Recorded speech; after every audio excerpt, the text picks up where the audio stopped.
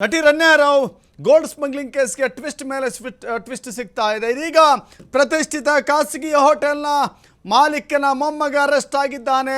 ಇದೇ ರನ್ಯಾ ರಾವ್ ಅವರ gold smuggling ಕೇಸಲ್ಲಿ ರನ್ಯಾ ರಾವ್ ಈಕೆ ವಿದೇಶಗಳಿಂದ ಚಿನ್ನದ ಬೇಟೆ ಮಾಡಿ ಕರ್ನಾಟಕಕ್ಕೆ ಬಂದು ತಗಲಾಕೊಂಡು DRI ವಶದಲ್ಲಿದ್ದಾಳೆ. ವಿಚಾರಣೆ ವೇಳೆ ಅನೇಕ ವಿಚಾರಗಳನ್ನು ಬಾಯ್ಬಿಡ್ತಾ ಇದ್ದಾಳೆ. ಇದೇ ವಿಚಾರಕ್ಕೆ ಇದೀಗ ಒಂದು ಪ್ರತಿಷ್ಠಿತ ಹೋಟೆಲ್ ಮಾಲೀಕನ ಮೊಮ್ಮಗ ಅರೆಸ್ಟ್ ಆಗಿದ್ದಾರೆ. ತರುಣ್ ರಾಜ್ ಎಂಬಾತನನ್ನು ವಶಕ್ಕೆ ಪಡೆದು DRI ವಿಚಾರಣೆ ನಡೆಸ್ತಾ ಇದೆ. ನಟಿ ರನ್ಯಾ ರಾವ್ ಗೆಳೆಯ ತರುಣ್ ರಾಜ್ ದುಬೈನಲ್ಲಿ ರನ್ಯಾ ಜೊತೆಗೆ ಇದ್ದ ಬಗ್ಗೆ ಮಾಹಿತಿಯನ್ನು ಹಂಚಿಕೊಂಡಿದ್ದಾಳೆ. ರನ್ಯಾ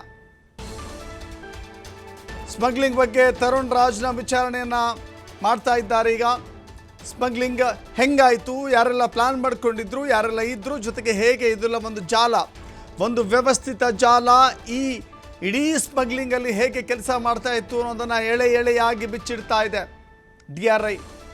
ನೋಡಿ, ಕಳೆದ 2 ದಿನಗಳಿಂದಲೂ ಕೂಡ ತರುಣ್ ರಾಜ್ನ ವಿಚಾರಣೆ ಮಾಡ್ತಾ ಇದ್ದಾರೆ. ತರುಣ್ ರಾಜ್ ಬಂಧನದ ಬಗ್ಗೆ ಅಧಿಕೃತ ಮಾಹಿತಿಯನ್ನು ಇದೀಗ ಹಂಚಿಕೊಂಡಿದ್ದಾರೆ. ಹೇಳಿ ಕೇಳಿ ತರುಣ್ ರಾಜ್ ಮತ್ತು ರನ್ಯಾ ರಾವ್ ಇಬ್ಬರು ಕೂಡ ಸ್ನೇಹಿತರಾಗಿದ್ದರು. ಇವರಿಬ್ಬರು ಒಡನಾಡಿಗಳಾಗಿದ್ದರು. ಸ್ನೇಹಿತರಾಗಿದ್ದರೆ ತಪ್ಪಲ್ಲ, ಸ್ನೇಹ ಪರ್ಸನಲ್ ಆಗಿರಬೇಕು. ಆದರೆ ಇಂಥ ಸ್ಮಗ್ಲಿಂಗ್ ವಿಚಾರದಲ್ಲಿ ಸಹಕಾರ ಕೊಟ್ಟಿದ್ದೆ ಆದರೆ, ಇಂಥ ಸ್ಮಗ್ಲಿಂಗ್ ವಿಚಾರದಲ್ಲಿ ಜೊತೆಗೆ ಕೈ ಜೋಡಿಸಿದ್ದೆ ಆದರೆ ಆತನೂ ಕೂಡ ಆರೋಪಿಯೇ ಆಗ್ತಾನೆ. ಇಲ್ಲೂ ಕೂಡ ಅದೇ ರೀತಿ ಆರೋಪಿಯಾಗಿದ್ದಾನೆ. ತರುಣ್ ರಾಜ್ 2 ದಿನಗಳಿಂದಲೂ ಕೂಡ DRI ವಶದಲ್ಲಿದ್ದ. ಆತನಿಂದಲೂ ಕೂಡ ಅನೇಕ ಮಾಹಿತಿಯನ್ನು ಮಾಡ್ತಾ ಇದ್ದಾರೆ ಪೊಲೀಸರು, ಅಧಿಕಾರಿಗಳು. ಸೊ DRI ಅಧಿಕಾರಿಗಳ ಪ್ರಶ್ನೆಗೆ ಆತ ಸರಿಯಾದ ರೀತಿಯಲ್ಲಿ ಉತ್ತರ ಕೊಟ್ಟಿಲ್ಲ. ಸೊ ಹೀಗಾಗಿ ಆತನನ್ನು ವಶಕ್ಕೆ ಪಡೆದು ವಿಚಾರಣೆಯನ್ನು ಅಧಿಕಾರಿಗಳು ಮಾಡ್ತಾ ಇದ್ದಾರೆ. ಈಗ ಒಂದೊಂದೇ ಹೆಸರುಗಳು ಬಹಿರಂಗವಾಗ್ತಾ ಹೋಗ್ತಾ ಇದ್ದಾವೆ. ನೋಡಿದ್ರೆ ಇದು ಚಿಕ್ಕ ಪುಟ್ಟ ರಾಕೆಟ್ ಅಲ್ಲ, ಇದು ಈ ಸ್ಮಗ್ಲಿಂಗ್ನ ಅತಿ ದೊಡ್ಡ ಜಾಲ ಇಲ್ಲಿ ವರ್ಕ್ ಆಗಿದೆ ಅಂತ ಕಾಣಿಸ್ತಾ ಇದೆ. ಅತಿ ದೊಡ್ಡ ಜಾಲ ಇದರ ಹಿಂದೆ ಇದೆ. ಕೇವಲ ಇಬ್ಬರು ಮಾತ್ರ ಇದೆಲ್ಲವನ್ನು ಕೂಡ ಮಾಡಲಿಕ್ಕೆ ಸಾಧ್ಯವಿಲ್ಲ. 14 kg ಚಿನ್ನವನ್ನು ಸೊಂಟಕ್ಕೆ ಕಟ್ಟಿಕೊಂಡು ನಾನು ಬೇರೆ ದೇಶದಿಂದ ಸುಲಭವಾಗಿ ಅನಾಯಾಸವಾಗಿ ಭಾರತಕ್ಕೆ ಬರ್ತೀನಿ ಅಂತ ಹೇಳಿದ್ರೆ ಅಷ್ಟು ಸುಲಭದ ಮಾತಲ್ಲ. ಹೋಗಿ KR ಮಾರ್ಕೆಟಿಗೆ ಹೋಗಿ ತರಕಾರಿಯನ್ನು ತರೋದಿದೆಯಲ್ಲ, ಅಷ್ಟು ಸುಲಭ ಅಲ್ಲ ಇದು. ಬೇರೆ ಬೇರೆ ದೇಶಗಳಲ್ಲಿ ಹಣವನ್ನು ಹೂಡಿಕೆ ಮಾಡಬೇಕಾಗುತ್ತೆ, ಹಣವನ್ನು ಕೊಟ್ಟು ಖರೀದಿ ಮಾಡಬೇಕಾಗುತ್ತೆ. ಹಣವನ್ನು ತೆಗೆದುಕೊಂಡು ಹೋಗುವ ರೀತಿ ಇದೆಯಲ್ಲ, ಭಾರತದಿಂದ ತೆಗೆದುಕೊಂಡು ಹೋದರೆ ಅದಕ್ಕೆಲ್ಲವೂ ಕೂಡ ಲೆಕ್ಕಪತ್ರ ಇರುತ್ತೆ.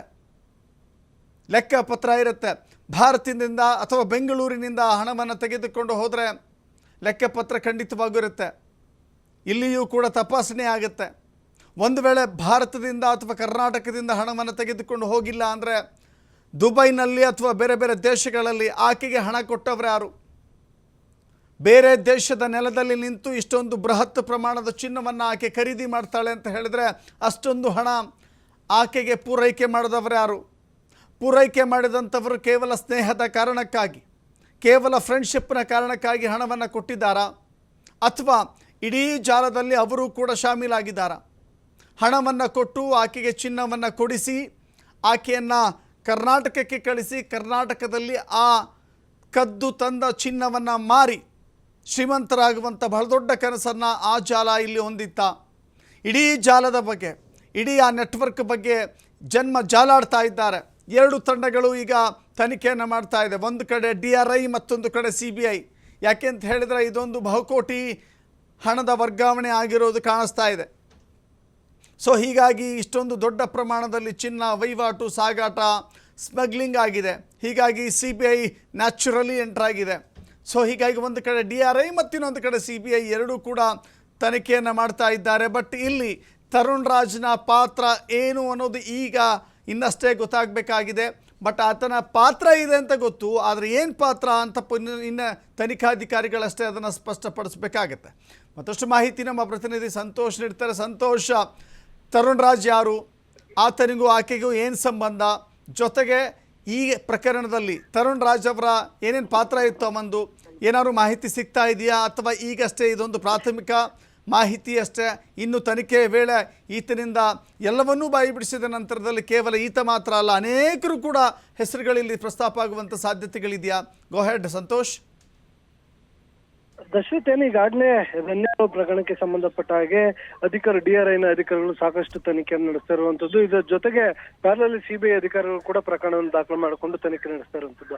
ಇಡೀ ಪ್ರಕರಣಕ್ಕೆ ಸ್ಫೋಟಕ ಅನ್ನೋ ರೀತಿಯಲ್ಲಿ ಸ್ಟಾರ್ ಹೋಟೆಲ್ನ ಮಾಲೀಕ ಏನಿದ್ರೆ ಆತನ ಮಗನೊಬ್ಬನ ಈಗಾಗಲೇ ವಶಕ್ಕೆ ಪಡೆದು ಬಂಧನವನ್ನು ಮಾಡಿರುವಂತದ್ದು. 2 ದಿನಗಳ ಹಿಂದೆ ಆತನ ವಶಕ್ಕೆ ಪಡೆದಿದ್ದಂತ ಡಿಆರ್ಐನ ಅಧಿಕಾರಿಗಳು ಸಾಕಷ್ಟು ಎನ್ಕ್ವೈರಿಯನ್ನ ಮಾಡಿದ್ರು ಅನ್ನೋ ಮಾಹಿತಿ ಇರುವಂತದ್ದು. ವಿಚಾರಣೆಯನ್ನ ಮಾಡಿ ಇದೀಗ ಆತನ ಇಂದು ಬಂಧನವನ್ನು ಮಾಡಿದ್ರ ಮಾಹಿತಿ ಲಭ್ಯವಾಗ್ತಾ ಇರುವಂತದ್ದು. ಏನು ಬಂಧನ ಆಗಿರುವಂತಹ ತರುಣ್ ರಾಜ್ ಏನಿರ್ತಾನೆ, ಈತ ಒಂದು ರನ್ಯಾರಾವ್ ಅವರ ಗೆಳೆಯ ಅನ್ನೋ ಮಾಹಿತಿ ಇರುವಂತದ್ದು. ಒಬ್ರು ಸ್ನೇಹಿತರಾಗಿದ್ರು ಅಂತ. ಸೊ ಈತನು ಕೂಡ ಈ ಪ್ರಕರಣದಲ್ಲಿ ಇನ್ವಾಲ್ವ್ಮೆಂಟ್ ಇರುವ ಹಿನ್ನೆಲೆ ಆತನನ್ನು ಕೂಡ ವಶಕ್ಕೆ ಈಗಾಗಲೇ ಪಡ್ಕೊಂಡಿರುವಂತದ್ದು.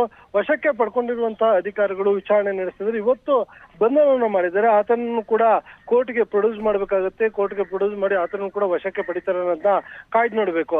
ಇನ್ನ ಈಗಾಗಲೇ 3 ದಿನಗಳ ಕಾಲ ಕಸ್ಟಡಿಗೆ ಏನ್ ಪಡೆದಿದ್ರು ರನ್ಯಾರಾವ್ನ, ಆ ಕಸ್ಟಡಿಯೇ ಅಂತ್ಯ ಆಗಿರುವ ಹಿನ್ನೆಲೆಯಲ್ಲಿ ಇವತ್ತು ಆಕೆಯನ್ನು ಕೂಡ ಈಗ ಮಧ್ಯಾಹ್ನದ ನಂತರ ಕೋರ್ಟ್ಗೆ ಪ್ರೊಡ್ಯೂಸ್ ಮಾಡ್ತಾರೆ. ಪ್ರೊಡ್ಯೂಸ್ ಮಾಡಿದ ಬಳಿಕ ಅವನ ಪುನಃ ಒಂದು ಪೊಲೀಸ್ ಕಸ್ಟಡಿಗೆ ಕೇಳುವಂತಹ ಎಲ್ಲಾ ಲಕ್ಷಣಗಳು ಇರುವಂತದ್ದು. ಒಂದು ವೇಳೆ ಆಕೆಯನ್ನು ಪೊಲೀಸ್ ಕಸ್ಟಡಿಗೆ ಪಡೆದ್ರೆ ಅದೇ ರೀತಿಯಾಗಿ ತರುಣ್ ರಾಜನ ಅವಶ್ಯಕತೆ ಬಿದ್ದಿದೆ, ಅದಲ್ಲಿ ಆತನನ್ನು ಕೂಡ ವಶಕ್ಕೆ ಪಡೆದು ವಿಚಾರಣೆ ಮಾಡುವಂತ ಸಾಧ್ಯತೆ ಇರುತ್ತೆ.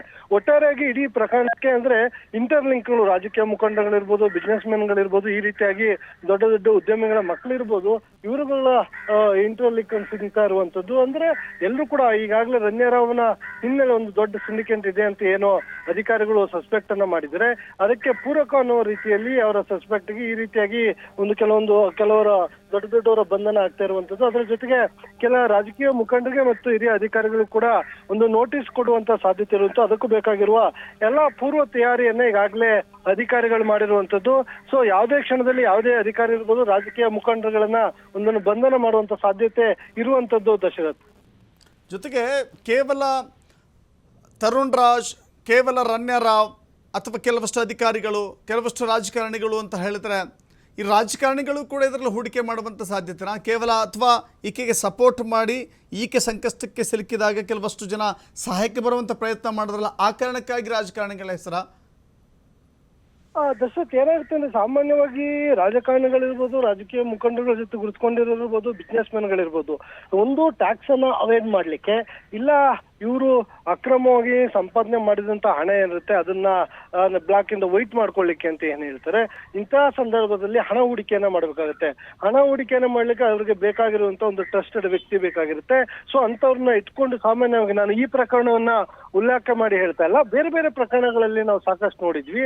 ಸ್ಲೀಪಿಂಗ್ ಪಾರ್ಟ್ನರ್ಸ್ ಗಳಾಗಿ ಇವರು ಹಣವನ್ನ ಇನ್ವೆಸ್ಟ್ ಮಾಡುವಂಥದ್ದು, ಅದಕ್ಕೆ ಇತರರನ್ನ ಓನರ್ ಆಗಿ ಮಾಡಿರುವಂಥದ್ದು. ಅಂದ್ರೆ ಎಲ್ಲೋ ಒಂದು ಕಡೆ ಒಂದು ಕಂಪನಿಯನ್ನ ಮಾಡ್ತಾರೆ ಅಂದ್ರೆ ಅದಕ್ಕೆ ಇವರು ಸ್ಲೀಪಿಂಗ್ ಪಾರ್ಟ್ನರ್ಸ್ ಆಗಿರ್ತಾರೆ, ಅದಕ್ಕೆ ಇನ್ವೆಸ್ಟ್ಮೆಂಟ್ ಅನ್ನು ಮಾಡ್ತಾರೆ. ಅದ್ರ ಮುಖೇನ ಅದರಲ್ಲಿ ಕೊನೆಗೆ ಮುಂದಿನ ದಿನಗಳಲ್ಲಿ ಅವ್ರಿಗೆ ಬೇಕಾದವ್ರಿಗೆ ಶೇರ್ಗಳಾಗಿ ಮಾರ್ಪಾಟ್ ಮಾಡ್ಕೊಳ್ಳುವಂಥದ್ದು, ಇಲ್ಲ ಅವರ ಮುಖಾಂತರ ಇವರ ಬಿಸ್ನೆಸ್ ಗಳನ್ನ ರನ್ ಮಾಡುವಂಥದ್ದು. ಇಂತಹ ಕೆಲಸಗಳಲ್ಲಿ ಬಿಸ್ನೆಸ್ ಮೆನ್ಗಳು ಇಲ್ಲ ರಾಜಕೀಯ ಮುಖಂಡರುಗಳು ಹೆಚ್ಚಾಗಿ ಇರ್ತಾರೆ. ಹೀಗಾಗಿ ಈ ಪ್ರಕರಣದಲ್ಲೂ ಒಂಥರ ಅಂಶಗಳು ಕಂಡು ಬಂದಿರುವ ಹಿನ್ನೆಲೆಯಲ್ಲಿ, ಯಾಕೆಂದ್ರೆ ಈ ಹವಾಲಾ ಹಣಗಳನ್ನು ಕೂಡ ಒಂದು ಕಡೆಯಿಂದ ಮತ್ತೊಂದು ಕಡೆಗೆ ಸಾಗಾಣಿಕೆಯನ್ನು ಮಾಡ್ಬೇಕಾಗತ್ತೆ. ಈ ಚಿನ್ನನು ಅಷ್ಟೇ, ಇಲ್ಲೇ ನೀವು 1 kg ಚಿನ್ನದ ಬೆಲೆಯನ್ನು ನಾವು ನೋಡ್ತಾ ಹೋದ್ರೆ ಇಲ್ಲಿರೋದಕ್ಕೂ ಮತ್ತೆ ಫಾರಿನ್ ಕಂಟ್ರಿಗಳಿಗೂ ವ್ಯತ್ಯಾಸ ಮ್ಯಾಕ್ಸಿಮಮ್ ಅಂದ್ರೆ ಒಂದು 6 ಲಕ್ಷ 8 ಲಕ್ಷದ ಒಳಗಡೆ ಡಿಫ್ರೆನ್ಸ್ ಗಳು ಕಂಡು ಬರ್ಬೋದು. ಸೊ ಅಷ್ಟು ಹಣಕ್ಕಾಗಿ ಯಾರು ಕೂಡ ಇಷ್ಟು ರಿಸ್ಕ್ ತೆಗೆದುಕೊಳ್ಳಲ್ಲ. ಆದ್ರೆ 14 kg 15 kg ಅಂದ್ರೆ 1 kgಗೆ ಅವ್ರಿಗೆ ಎಷ್ಟು ಕಮಿಷನ್ ಇರುತ್ತೆ ಅನ್ನೋದ್ರ ಮೇಲೆ ಡಿಸೈಡ್ ಆಗುತ್ತೆ. ಒಂದು ವೇಳೆ 5 ಲಕ್ಷ ನಿಮಗೆ ಕಮಿಷನ್ನೇ ಕೊಡ್ತೀವಿ ಅಂತ ಹೇಳಿದ್ರೆ ಅದು ಟ್ಯಾಕ್ಸ್ ಅವಾಯ್ಡ್ ಆಗಿರೋ ದುಡ್ಡು ಇವರಿಗೆ ಸಾಕಷ್ಟು ಉಳಿತದೆ. ಅದ್ರ ಮೇಲಿರುವಂತ ಹಣವನ್ನು ಇವರು ಕೊಟ್ಟರು ಟ್ಯಾಕ್ಸ್ ಕಟ್ಟುವಂತ ಹಣ ಉಳಿತದೆ. ಅದಕ್ಕಾಗಿ ಇಂಥವ್ರನ್ನ ಬಳಸ್ಕೊಂಡಿರ್ಬೋದಾ. ಹೀಗೆ ಬೇರೆ ಬೇರೆ ನಾನಾ ಕಾರಣಗಳಿಂದ ಎನ್ಕ್ವೈರಿ ಮಾಡುವಂತ ಸಾಧ್ಯತೆಗಳು ಅಧಿಕಾರಿಗಳ ಕಡೆಯಿಂದ ಇರುತ್ತೆ. ಮತ್ತೆ ಬೇರೆ ಬೇರೆ ಕಾರಣಗಳು ಕೂಡ ಈ ರೀತಿಯಾಗಿ ಗೋಲ್ಡ್ ಅನ್ನು ಒಂದು ಕಡೆಯಿಂದ ಮತ್ತೊಂದು ಕಡೆಗೆ ಸಾಗಾಣಿಕೆಯನ್ನ ಮಾಡ್ತಾರೆ. ಒಟ್ಟಾರೆಯಾಗಿ ಇಡೀ ಪ್ರಕರಣದಲ್ಲಿ ಈಕೆ ಕೇವಲ 1 ಬಾರಿ ಮಾಡಿರುವಂತದ್ದಲ್ಲ, ಸುಮಾರು 1 ವರ್ಷದಲ್ಲಿ 40 ಬಾರಿ ಬೇರೆ ಬೇರೆ ರಾಷ್ಟ್ರಗಳಿಗೆ ವಿಸಿಟ್ ಕೊಟ್ಟಿರುವಂತದ್ದು. ಅದರ ಜೊತೆಗೆ ಒಂದೇ 15 ದಿನದಲ್ಲಿ ಫ್ರೀಕ್ವೆಂಟ್ ಆಗಿ 4 ರಿಂದ 5 ಬಾರಿ ಈಕೆ ಟ್ರಾವೆಲ್ ಮಾಡಿರುವಂತದ್ದು. ಅದರಲ್ಲೂ ಈಕೆ ಯಾವ ವೀಸಾದಲ್ಲಿ ಬೇರೆ ರಾಷ್ಟ್ರಗಳಿಗೆ ಟ್ರಾವೆಲ್ ಮಾಡಿದ್ದಾರೆ ಅನ್ನೋದು ಇಲ್ಲಿ ಪ್ರಮುಖವಾಗುತ್ತೆ. ನಮಗ್ ಸಿಕ್ಕಿರುವ ಬಲ ಮೂಲಗಳ ಮಾಹಿತಿಯ ಪ್ರಕಾರ ಟೂರಿಸ್ಟ್ ವೀಸಾದಲ್ಲಿ ಈಕೆ ಹೆಚ್ಚಾಗಿ ಟ್ರಾವೆಲ್ ಮಾಡಿದ್ದಾರೆ ಅಂತ. ಅಂದ್ರೆ ಟೂರಿಸ್ಟ್ ವೀಸಾದಲ್ಲಿ ಯಾರು ಕೂಡ 15 ದಿನದಲ್ಲಿ ಹೋಗುವಂಥದ್ದು ಬರುವಂಥದ್ದು ಯಾರೂ ಮಾಡಲ್ಲ. ಪೂರ್ವ ನಿಯೋಜಿತವಾಗಿ ಯಾವುದೇ ಒಂದು ಟೂರ್ ಎಲ್ಲ ಹೋಗ್ಬೇಕು, ನಾವು ಟ್ರಿಪ್ ಅಂದ್ರೆ ಮೊದಲೇ ಪ್ಲಾನ್ ಮಾಡ್ಕೊಂಡಿರ್ತೇವೆ ಫಾರಿನ್ಗೆ, ಇಂಥ ಡೇಟಿಂದ ಇಂಥ ಡೇಟ್ ಅವ್ರಿಗೆ ಹೋಗ್ತೀವಿ, ಸಂಪೂರ್ಣವಾಗಿ ನೋಡ್ಕೊಂತೀವಿ, ಮತ್ತೆ ಅಲ್ಲಿಂದ ವಾಪಸ್ ಬರ್ತೀವಿ ಅನ್ನೋದಿರುತ್ತೆ. ಆದ್ರೆ ಇಲ್ಲಿ ಹಂಗಾಗಿಲ್ಲ. ಇಲ್ಲಿ ಏನಾಗಿದೆ ಅಂದ್ರೆ ಫ್ರೀಕ್ವೆಂಟ್ಲಿ ಹೋಗುವಂಥದ್ದು ಟೂರಿಸ್ಟ್ ವೀಸಾದಲ್ಲಿ ವಾಪಸ್ ಬರುವಂತ ಇಂಥದ್ರಲ್ಲಿ ಸಾಕಷ್ಟು ಅನುಮಾನ ಇರುತ್ತೆ. ಅಂದ್ರೆ ಯಾವುದೋ ಬೇರೆ ಕಾರಣಕ್ಕಾಗಿ ಅಲ್ಲಿಗೆ ಹೋಗಿರ್ಬೋದು ಅಂತ ಈ ಅನುಮಾನಗಳನ್ನ ಇಟ್ಕೊಂಡು DRIನ ಅಧಿಕಾರಿಗಳು ದಾಳಿಯನ್ನ ನಡೆಸಿ ಆಕೆಯನ್ನ ಬಂಧನ ಮಾಡಿದ್ರು. ಹೀಗಾಗಿ ಆಕೆ ಇಷ್ಟು ವರ್ಷಗಳ ಕಾಲ ಓಡಾಟ ಮಾಡಿರುವಂತ ವೀಸಾ ಯಾವುದು, ಈ ಎಲ್ಲಾ ಆಯಾಮಗಳಲ್ಲೂ ಕೂಡ ತನಿಖೆ ಮಾಡ್ತಾ ಇರುವ ಹಿನ್ನೆಲೆಯಲ್ಲಿ ಮತ್ತೆ ಆಕೆಯನ್ನ ಕೋರ್ಟ್ಗೆ ಪ್ರೊಡ್ಯೂಸ್ ಮಾಡಿ ಮತ್ತೆ ಪುನಃ ವಾಪಸ್ ಕಸ್ಟಡಿಗೆ ಕೇಳುವ ಎಲ್ಲ ಸಾಧ್ಯತೆ ಇರುವಂತದ್ದು. Dasharath. Yes, thank you Santosh ನಿಮ್ಮೆಲ್ಲ ಮಾಹಿತಿಗೆ.